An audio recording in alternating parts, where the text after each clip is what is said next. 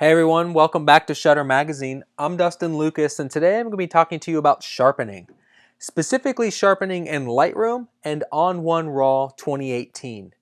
So a lot of times as a photographer, I'm photographing and shooting wide open and I don't exactly get the eye in focus or in peak focus, or I back focus, move the camera, back focus, move the camera, right?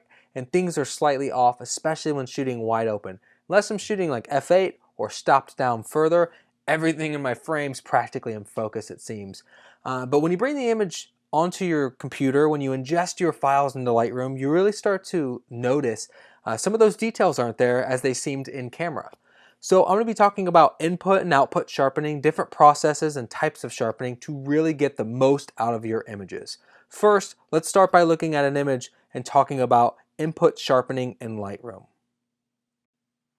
Now that we're ready to start sharpening, most important thing we want to do is make sure we're zoomed in 100%, right? So I have my original photo here, but whenever you're working on sharpening or any sort of details, you want to make sure you have the original file connected so you can see one-to-one pixels or at 100%.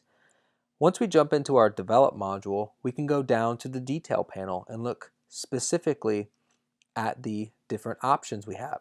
So for sharpening, we have from top down amount. It's going to be obviously what it says, the amount. There's the radius, so it's going to talk about how many pixels or how spread out each, how much of the sharpening is going to happen. Detail is going to bring out a lot of those details and be more into the micro sharpening, if you will. And then masking, what that's going to do is that's going to start to remove areas of the image where you want to mask out the sharpening. We also have noise reduction here, which if you're interested in noise reduction and what that offers in Lightroom, I have written a previous article to talk about noise reduction. Real quick, you always want to reduce the noise before you start to sharpen. Now you can do those both at the same time. So reducing the noise and then sharpening is more of a Photoshop technique. You want to do first step then second. You definitely do not want to sharpen the noise. It makes everything look more grainy. So in this case, I'm shooting, this shot's ISO 50. It's shot pretty decent with the exposure, so I don't have a whole lot of noise. So I don't really need to bring in any luminance. It's already got some color noise reduction applied at default. I'm going to leave that alone. So now we can start to look at this detail panel for sharpening and start to look at our image. Now what I like to do is to do a before and after, but make sure before I start sharpening, I can throw my after settings to my before image.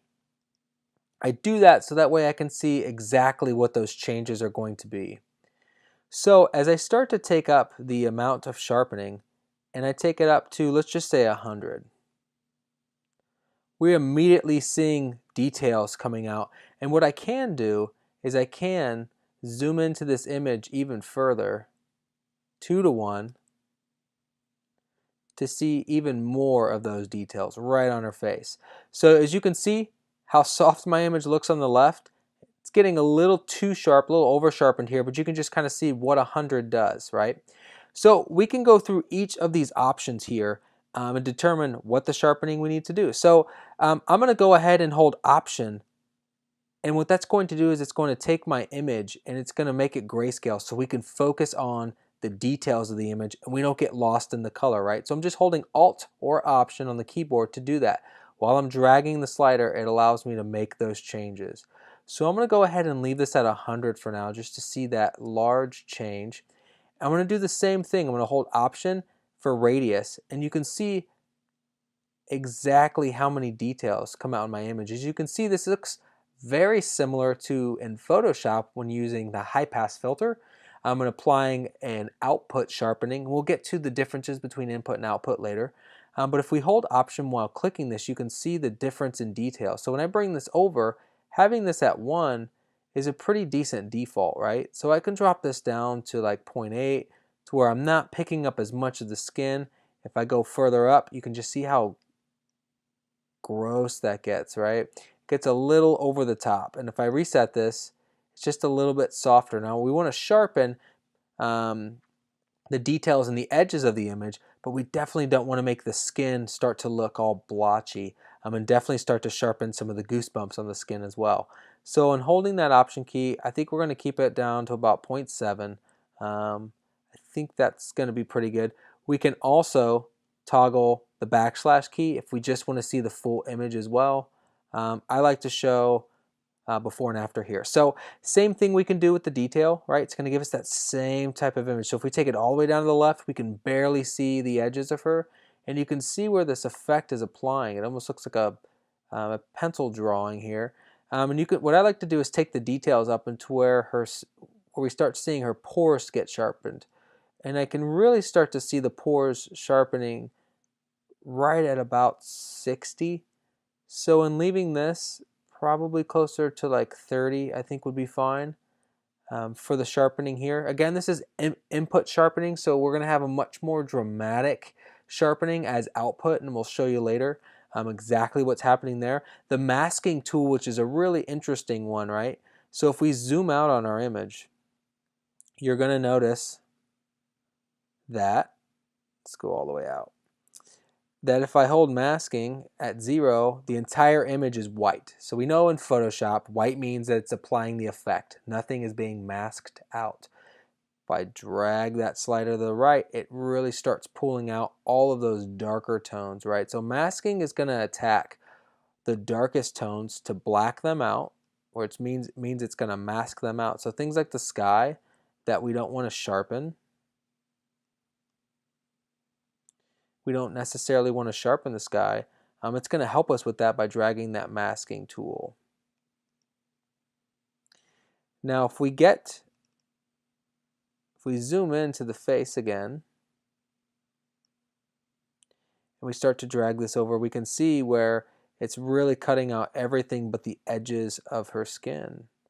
And so if we just want to sharpen all of those edges, we can bring that mask to like 35, maybe even up to 40. And what that's going to do is it's going to allow us, I'm going to show you what the difference between masking and no masking. So we're going to throw, and I love throwing my after settings to my before image. So now both of these images look the same.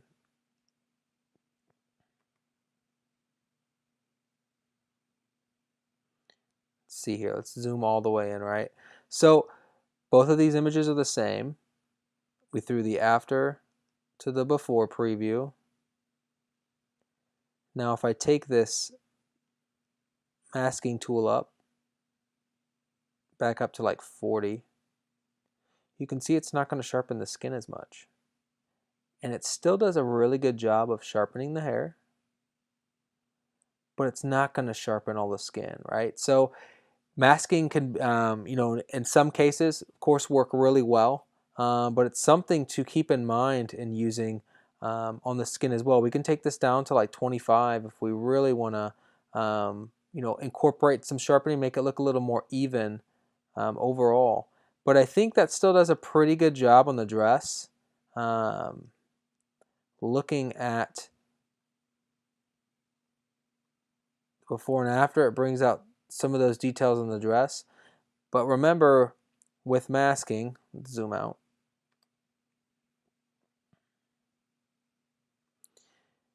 that if we're using the masking tool, that it's going to remove that from a lot of the areas we might want. So maybe just taking it to 15 to where it gets rid of the sky, and most of the sky is not sharp.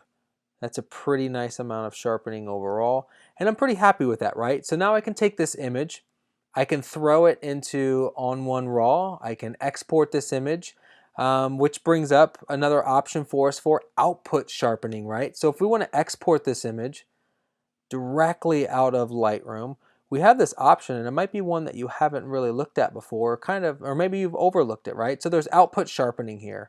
What does that mean? Well, there's output sharpening for where you're sending this, right? Is it going on the web, or are we just looking at it on the screen, meaning maybe going into Photoshop? I would never use output sharpening if you're going to go and edit some more, right? You want to do output once you're done editing, once you're rendering the file and you're going to send it somewhere. You're outputting, right? So screen's going to be going to website, blog, of course, you know, maybe a gallery, things like that. And then you have two different printing options, right? So there's definitely different options in Lightroom for you to do a quick kind of standard low and high amount of output sharpening. This is more if you're not familiar, you don't have an output process for Photoshop. You know, this works. but the results aren't that great, right? So I'm gonna go ahead and uncheck this and make sure it's not working, but that is how you can output at a much simpler level in Lightroom, and then you're ready to go. But let's move on to ON1 RAW and talk about some more creative sharpening and some different options that we have there. Now that we're done sharpening in Lightroom, I want to do some creative sharpening in ON1 RAW 2018. So I can just right click on my image, choose Edit In, and I'm going to go to ON1 Develop 2018. Now you'll notice it doesn't say ON1 RAW. Well, ON1 RAW is comprised of Effects, Develop, and Resize. So choosing Develop is the first step, and then we can go to Effects if needed for more creative sharpening. So once I click on Develop 2018, I have to edit a copy. Of course, it won't allow me to take the RAW file into ON1 RAW. So I'm going to change the default from PSD to TIFF, just so it's a little more universal. I'm going to keep it at Adobe RGB, which is what I use for working files. Bit depth 16 bits and resolution 300, nothing too crazy there, just changing the file format to TIFF. Once we do edit, it's going to take us directly into ON1 RAW, and we can start working directly with some more sharpening techniques. So once it opens up here, pretty quick, we're ready to get working, right? So we're in Develop, with the Develop module, and it's going to pull up the Details panel. So much like I had in Lightroom, I'm going to go ahead and remove some of the sidebars. I'm going to zoom in here to 100%. And you can see how sharp my image is, right? So if I hit the backslash key, it'll do preview on and off, which is very important when we start to do some editing, right?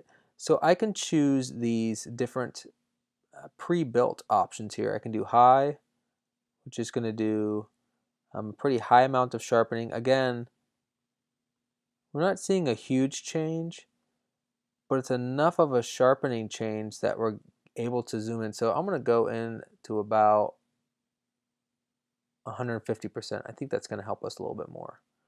So we can see preview off, preview on, right? So those details are showing up a little bit more on the eyes for the high amount, right? So there are some different options that we can choose here. Nothing too fancy. We have the same options here to do the masking as well as the amount. It'll allow us to do an amount, turn the image black and white so we can look at the details.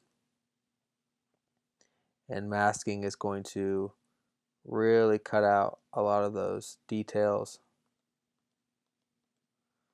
Just a subtle bump. But again, I don't really need to add any more input sharpening. I'm happy with the input sharpening. I don't need to keep sharpening and over sharpening the image. It's going to start to look over processed. So something that I recommend doing is adding an effect if we want to do some more creative sharpening. Well, what does that mean exactly? Well, if we go in here, we have different local adjustments and things like that that we can apply that aren't really giving us any sharpening options. Well, if we go out of Develop, which we're here, we have our Details panel. There's no other sharpening options for us in Develop. This is it. We can go over to, and I'm going to go ahead while I realizing that the luminance is already lifted on the noise reduction. Make sure that that's turned off. If we go to default, it'll put everything back to 0, which is important. Toggle our preview on and off. Nothing's changing. We go over here to the effects panel. Now we can add a filter, right? So we can have a filter, we can add sharpening. Well, that got way too dramatic, right? So Highpass is something that I use for output sharpening, and that's the way I want to look at on this ON1 RAW file, is more of my output sharpening. I don't want to have to take the file into Photoshop, run an action, save it, and come back. I want to be able to do this in ON1 Photo RAW and have a little more flexibility. It's a little more user-friendly. If I don't have an action built and I have to do it by hand, it becomes very slow for me. So looking at this, I can start to look at the different pre-built options, right? And so what I love about ON1 is every time I go over a pre-built option, it's going to show me a preview, which is pretty awesome, right? So I can't toggle preview on and off because I haven't applied it. So as I keep going down, I can do these different options for sharpening. You can see there's print, there's screen portrait, there's progressive sharpening. Some of these start to get a little crazy. Let's do portrait sharpen, right? So it's a pretty decent portrait sharpening option. So I can toggle that on and off. I mean, it's just gonna add a little more clarity to our image. Now with the sharpening in the effects panel, this is something I want to assume, hey, if I'm going to print this on matte paper, it's going to be a little more dull, so I want to add more sharpening. Or it's going to be on screen, so it's going to already look super sharp, right? So I can add different types of sharpening for my output, right? I can fix focus. Now this is something, I'm not back focused or front focused. I don't really need to do that. Screen does more of like an input sharpening. It's more of like a micro level. And then you have print, which print isn't too heavy, but that Highpass sharpen really starts to take those edges and add a lot of edge contrast to make the image appear sharper as well. So something that I like to do, let's just add our Unsharp Mask. It's a very similar, actually we'll do a Highpass. So what we can do is in our halo amount, we'll keep that at 10. In the amount, we can turn all the way down, all the way up. What I like to do is kind of go a little aggressive with this tool. Go up to 60, and we'll take the halo up a little bit more to like 15. Now what I can do is start to use the protect options. Well, there's one for skin, right? So being that this is a portrait, I naturally want to protect the skin tones with the sharpening. So what it's going to do is it's going to start to remove the sharpening from all of those similar skin tones or the colors. It's going to start to remove those. So we can toggle this on and off and see that it's keeping the hair pretty sharp still, sharpening her edges, but it's not necessarily over sharpening the image. Just gives us a little more clarity, a little more detail. And I happen to like that, right? So again, sharpening is to your taste. There's different levels of sharpening, different ways you can do it. But you definitely want to make sure that you're sharpening more for print. Things like web, or if you're going to do any more work in Photoshop, if I were going to do that, I would just do my sharpening at the end in Photoshop. You also have to remember sharpening's got to be at the end, right? If we're doing any retouching, we're doing any skin touch-ups, we're not necessarily talking about any of that right now. We're just kind of just working from a color corrected raw file and sharpening. Sharpening is going to be the last thing, especially if you're resizing an image or you're doing anything to where you're doing anything pixel manipulated. You want to do your output sharpening last, because you have to sharpen once if you're generating new pixels or throwing pixels out if you're shrinking an image. But the different options that we can do with sharpening is I can start to work with masking, right? So I can invert my mask and I can start to paint in specific areas that I would like to. So if I want to paint in, and I just want to paint in on her eyes, go a little crazy there, maybe on the lips as well, and we can get the hair sharp.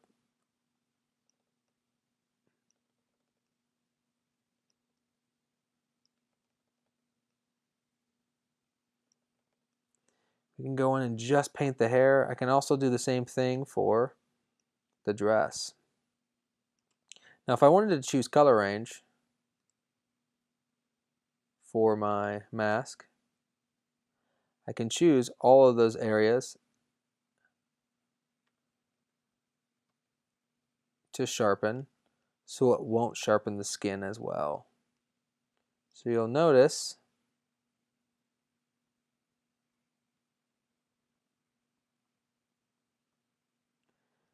it's sharpening the edge. Let's see here. Let's go ahead and reset, and we'll do luminance, right? So luminance is going to mask out, and then we'll invert. Let's see here, and then we'll choose our color range. So there's different options for how we can try and auto-generate this mask, right? So we're not really getting anywhere by doing it, trying to get any quick fixes. So if we try the color range first,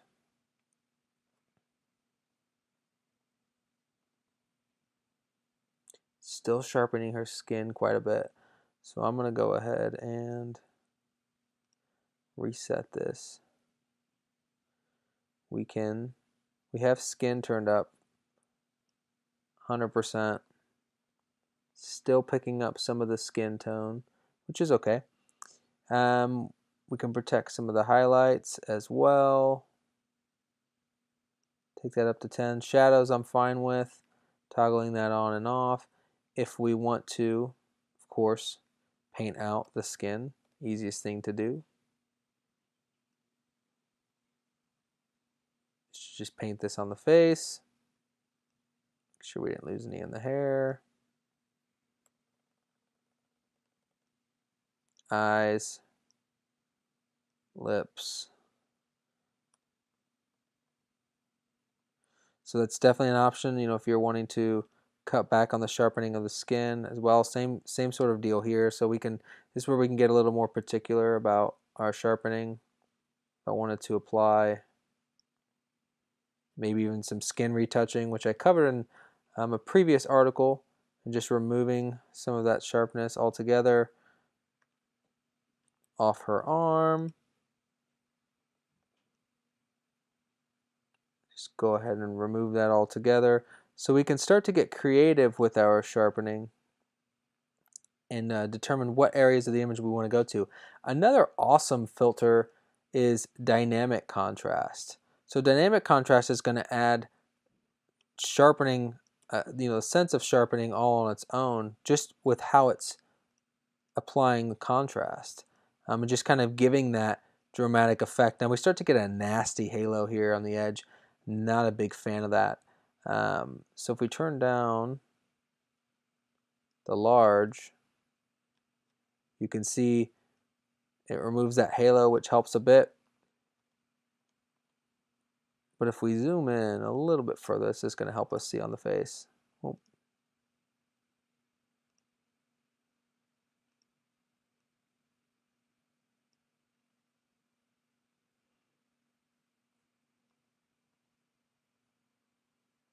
Preview off, preview on. So just bringing that sharpening in where we kind of removed it on the skin. We can see the dynamic contrast as well. So overall, we can add more sharpening to our image. Let's see here, zoom out to 25%, fit. Let's see overall, just bringing in a little more clarity and doing that work really shows a difference here. So just kind of toggling on and off, right? This is where we were with Lightroom. This is where we are with ON1 Raw. So overall, I'm pretty happy with the way that looks. So now I can take this image, click Done, and it's going to save this TIFF back in my Lightroom catalog for me to do any renaming, any file processing, but everything stays organized in Lightroom, which is the most important part, right? So you want to make sure once you're done in ON1 Raw, it closes, opens back up into your Lightroom catalog as it's going to do here, and we're done.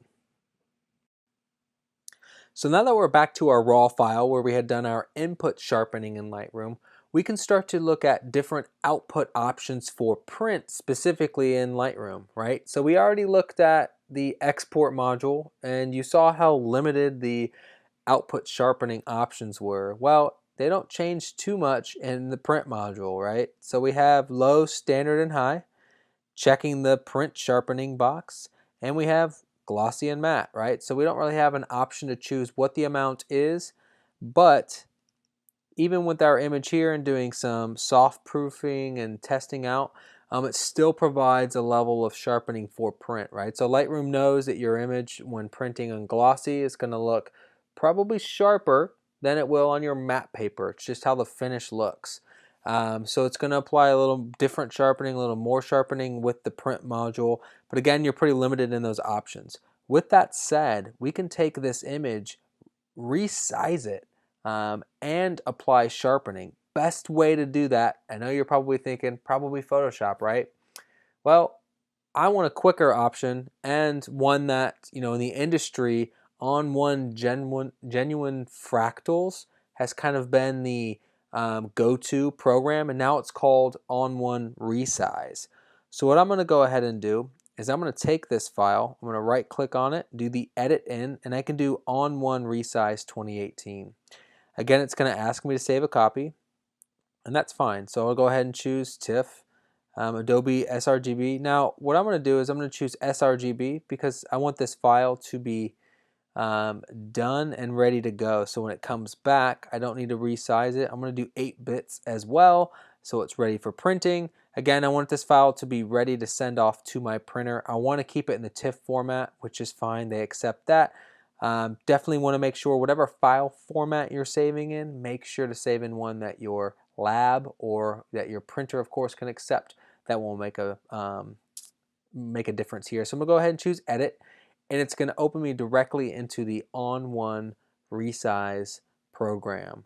So what I like about ON1 Resize is that we have options for printing, advanced options for printing, as well as cropping, straightening, all those detail-oriented parts of the image that's going to be so important when I resize this, right? So if I'm going in here to the right-hand side, you'll notice that if I keep this image at 21 by 14 with a little change here, my image is at 100%.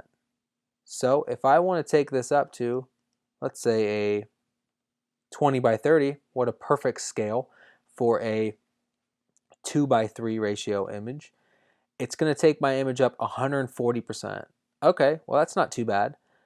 Well, in the case that I want my image to have a little more sharpening, I know I'm going to lose some sharpening because it's going to have to add. It's going to have to add 100. It's going to have to add 40% more pixels. It's going to add that to make add pixels back into my image to make it larger, right? So I still want it to be at 300 resolution. So it's going to stretch my image out. So what I want to make sure we're doing is we're looking at 100%, so we can see. Oh, don't want to go that far. But you can see ON1 Resize is having some difficulties here. I'm going to go ahead and choose Fit, and choose 100. Choose my hand tool. Put it right there. So what I can now do is I can choose to add some sharpening, right? So there's going to be a few settings above. Let me talk about these. So there's a few different options here for how I'm going to sharpen this image if I want to do. It's not a low-res JPEG. It is a portrait, which we can choose a portrait. It'll do genuine fractals. You can do ON1 Resize Portrait, which just gives me an automatic. Or I can choose the threshold, the texture, and all that.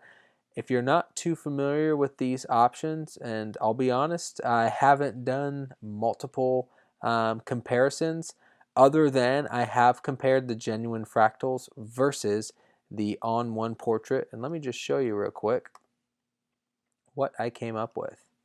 So in comparing these two images side by side, looking at the difference between, let's see which one this is. So the first option I'm looking at is the genuine fractals, which is the way that I'm rendering. And this next image is with the ON1 portrait.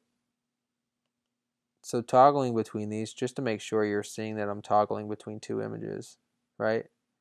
So genuine fractals and the ON1 portrait.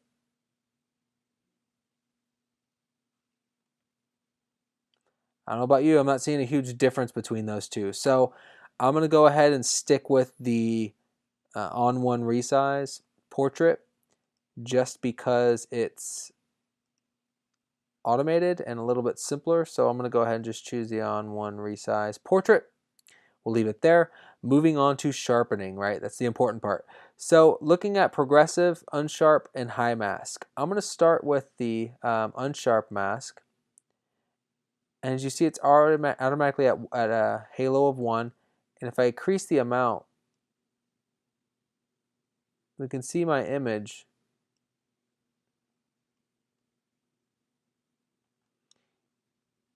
jump up pretty cleanly, all right? So the skin's still looking a little too sharp. We can protect, if I turn the highlights off all the way, you might be able to see this a little bit more. But you can see the skin's getting quite sharp. It's starting to get almost kind of a texture here.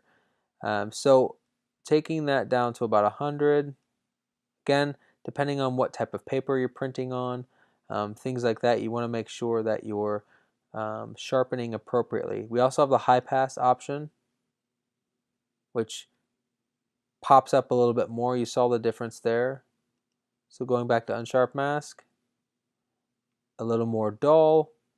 Highpass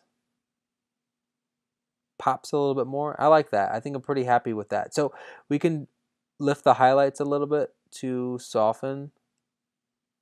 Some of that sharpening can come off. You can see it's coming off here on the face. I'm going to take it back to off.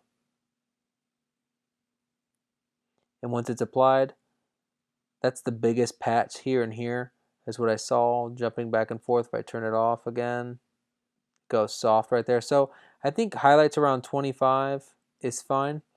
And now we can click done, right? Or we can do export directly out of ON1 Raw. But what this is going to do is if we hit done, it's going to take our image, it's going to save it, scale the image, and it's going to bring it back into Lightroom so everything stays organized. So there's no reason not to go back to Lightroom, keep everything there. All your versions are saved on your hard drive, but then they're also going to save in Lightroom.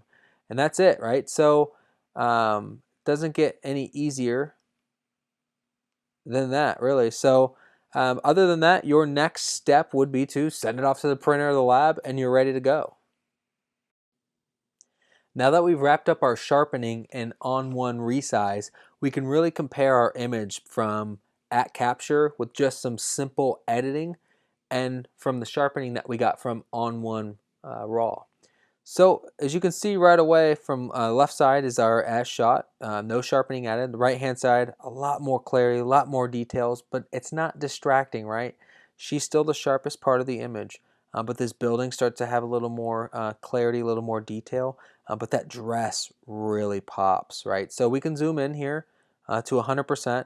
We can toggle, right? So this is looking not terrible, but it definitely looks like a soft image, but there's so much potential, right? So much clarity we can get.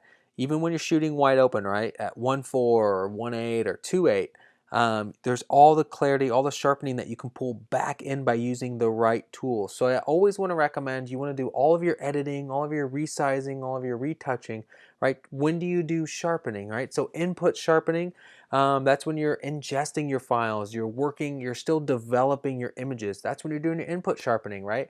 So when you're exporting your image, you can choose output sharpening at that point if you're ready to send it online or ready to publish the images out of Lightroom directly to, say, your Pixieset or your SmugMug or your Enview site. But if you're going to do some work in ON1 Raw, if you're going to do some work in Photoshop, input sharpening is the only thing you want to do. Then when you're working in those other programs to do a little more heavy-handed creative sharpening, you're ready to do that, right? You'll have to rasterize your raw. Of course, that's normal going into Photoshop or any other programs, but it's so necessary, right? So you definitely want to take the time. If anything, you're doing input sharpening in Lightroom just to get those images from here to a decent stage of, let me show you real quick where we were able to get in the develop module, right? So we can take this up to 100 and compare it. Let's look at, apples to apples, right? So what's the big difference between going from input sharpening, jumping in and doing a little more sharpening there? So you can see that jump between the two, right? Contrast, edge detail, that Highpass sharpen really starts to bring those details out and really takes your image from not a bad shot, but really pulls some details out that especially are going to be helpful when printing when you're going to lose some sharpness. So I definitely recommend learning a little more about sharpening, right? Written a previous article in depth going from Lightroom into Photoshop and doing all the layers, doing the blend if modes and the different luminosity blend layers and the high pass and the Unsharp Mask and all of that stuff, right?